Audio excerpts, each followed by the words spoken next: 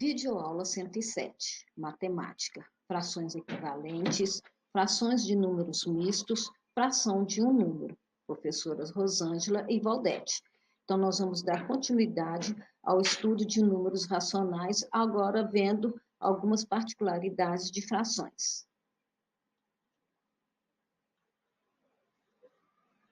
Olá, turminhas do quinto ano, da professora Valdete e da professora Rosângela.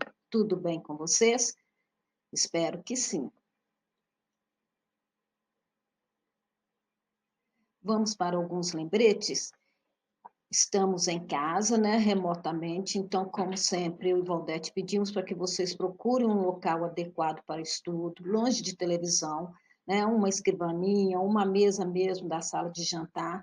Coloque seu caderno de aula de matemática ou da disciplina que estiver tendo a videoaula. Faça as anotações, porque muitas anotações tem na videoaula e não tem no livro didático. E vocês vão precisar para fazer as atividades, fazer os jogos, né? Fazer o bloco de atividade, o caderno que a secretaria distribui. Então, procure sempre um local adequado para estudar.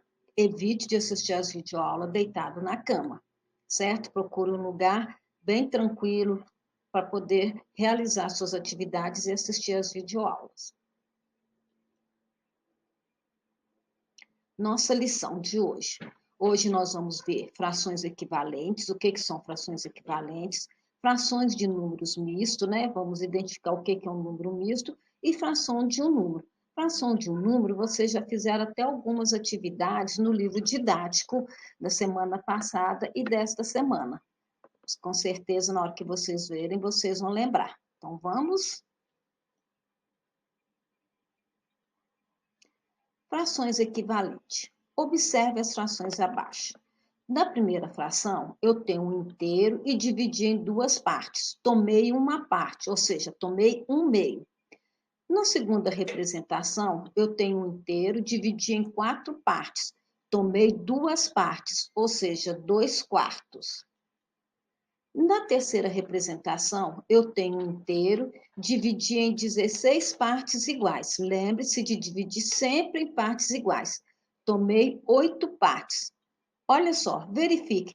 Quem tomou a parte maior? Quem ganhou a parte maior? Vamos supor que o meio é da Maria, 2/4 é do João e 8/16 é do Pedro. Vocês acham que alguém ganhou mais partes aqui? Ganhou mais parte dessa barra de chocolate aqui?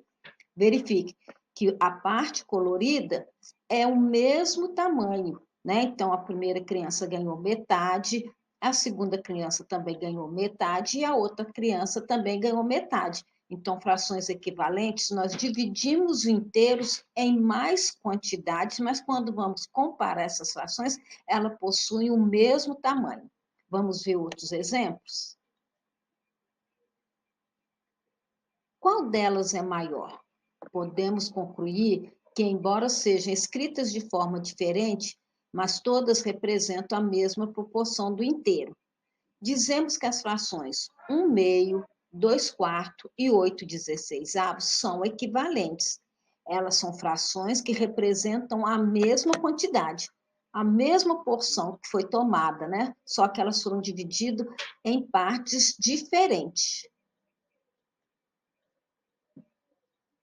Vejam outros exemplos. Então, aqui na primeira representação, eu tenho 4/8, na segunda, eu tenho 2/4 e na terceira, eu tenho 1/2. Observe que as partes pintadas de azul equivalem às mesmas proporções, são frações equivalentes. Então, 4/8, eu tomei metade do inteiro. 2/4, eu também tomei a metade do inteiro. 1/2, eu também tomei metade do inteiro. Olha este outro exemplo. Eu peguei um inteiro, dividi em 3 partes, né? Tomei duas partes, ou seja, 2/3. O outro inteiro eu dividi em 9 partes e tomei 6/9. Aqui também, as partes verdes têm as mesmas proporções. Também são frações equivalentes, ou seja, têm o mesmo tamanho. O modo que foi dividido inteiro que é diferente. Agora vocês vão dar uma pausa na nossa videoaula e assistir esse vídeo complementar com créditos para a professora Patrícia para poderem ter um melhor entendimento. Vamos lá? Pausa na nossa aula e acompanhe a professora Patrícia. E então, tiraram as dúvidas, né? Viram como a professora Patrícia também explicou bacana o que são frações equivalentes? No livro didático de vocês, vocês também poderão ver alguns exemplos. Vamos agora para a fração de números mistos. A fração mista é formada por uma parte inteira e uma parte fracionada. Veja a leitura e a representação. Eu tenho 1/3 e 2/4, que é igual a 1/3 e 2/4. Ou seja, eu peguei 1/3, dividi em 4 partes iguais. Tomei ele todinho. Peguei outro inteiro, dividi em 4 partes iguais e tomei apenas 2/4. Então, eu tomei 1/3 e 2/4. Por isso que nós falamos que é uma fração mista.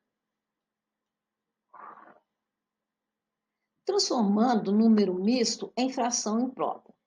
Para transformar uma fração mista em fração imprópria, basta multiplicar o denominador, né, que é o que indica em quantas partes o inteiro foi dividido, pelo número inteiro e somar o resultado ao numerador. Numerador, as partes tomadas. Depois, conservamos o denominador e colocamos o resultado no numerador. Veja, então tem 1/3 e 2/4. Como que eu vou transformar na fração imprópria? Fração imprópria, lembre que é aquela que o numerador é maior que o denominador, ou seja, as partes tomadas é maior do que o inteiro. Eu vou precisar de mais de um inteiro para representar a fração imprópria. Então, eu vou multiplicar o denominador, que é 4, pelo inteiro, que é 1. 4 vezes 1, e somar com o numerador, que é 2. 4 vezes 1 mais 2, que é igual. 4 vezes 1, 4. Mais 2, que é igual a 6. Então, para transformar a fração imprópria, eu vou manter o denominador, que é 4, e o resultado que eu achei que vai ser 6. Então, 6/4. 1/3 e 2/4, que é uma fração mista, transformando em fração imprópria, é igual a 6/4. Transformando fração imprópria em número misto. Agora, fazendo o contrário. Para transformar a fração imprópria em número misto, basta dividir o numerador pelo denominador. O resultado da divisão será um número inteiro e a fração será formada conservando o denominador e o numerador será o resto da divisão. Então, veja, a fração imprópria é 6/4. Eu já disse que esse traço que tem no meio indica uma divisão. Então, eu vou dividir o numerador pelo denominador. 6 dividido por 4 dá 1. 1 vezes 4, 6. Para 6, 2. 6/4 transformando em número misto, o quociente fica sendo o meu número inteiro. O numerador é o meu resto e o denominador é o que eu mantenho, que é o 4. Então, 6/4, que é uma fração imprópria em número misto, se transformou em 1/3 e 2/4. O 1 é o quociente, o resultado da minha divisão. O numerador é o resto que sobrou e o denominador mantém o anterior. Agora vocês vão assistir um vídeo também com crédito para a professora Vilma, tá? Sobre números mistos para complementar a nossa videoaula. Deem novamente um clique, né? Pausa na nossa aula e assista. Vamos lá? E então, viram como a professora Vilma explicou? Espero que tenham feito algumas anotações também. Vamos agora para a fração de um número. Como eu disse para vocês, vocês já fizeram algumas atividades dessa no livro didático e eu expliquei para vocês lá também. Observe a seguinte situação, problema. Papai me deu R$ 60 de mesada. Gastei 1/3 no shopping. Quanto me sobrou? Devemos achar 1/3 de 60. Vamos representar 1/3. Então, nós vamos pegar 1/3, dividir em 3 partes iguais. Vou tomar 1/3, então vou colorir apenas uma parte, que é esta amarela. Agora, vamos dividir o número 60 entre os 3 quadradinhos. Então, vamos fazer a nossa divisão. 60 dividido por 3 é igual a 20. Então, cada parte vai ser 20, ó. 20, o amarelinho, outro 20, outro 20. A parte amarela representa 1/3. Então, 1/3 de 60 é 20. Aqui nós fizemos, né, a fração de um número com representação com desenhos. Mas vamos ver como que fica usando algoritmo, fazendo cálculo. Existe uma forma de se calcular a fração de um número. Dividimos o número pelo denominador da fração e multiplicamos o resultado pelo numerador. Veja, 1/3 de 60. Então, o número é 60. Eu vou dividir 60 pelo denominador, que é 3, e multiplicar pelo numerador, que é 1. 60 dividido por 3 vezes 1. 60 dividido por 3 vai dar 20, vezes 1, 20. E se for 2/3? Então, vou fazer 60 dividido por 3 vezes 2. 60 dividido por 3, 20, vezes 2, 40. Então, 2/3 de 60 é igual a 40. Lembram que nós fizemos isso no livro didático? Então, novamente, deem uma pausa na nossa videoaula e vamos para a videoaula com crédito para a professora Vilma. Ela também vai explicar como que calculamos fração de um número. Vamos lá? E então, viram como é gostoso de fazer essas atividades? Quanto mais a gente faz, mais a gente aprende. Então, façam todas as atividades do livro, criem atividades para vocês também, tá? Muito obrigada. Realizem todas as atividades para quando voltarmos já estarem com tudo em dia.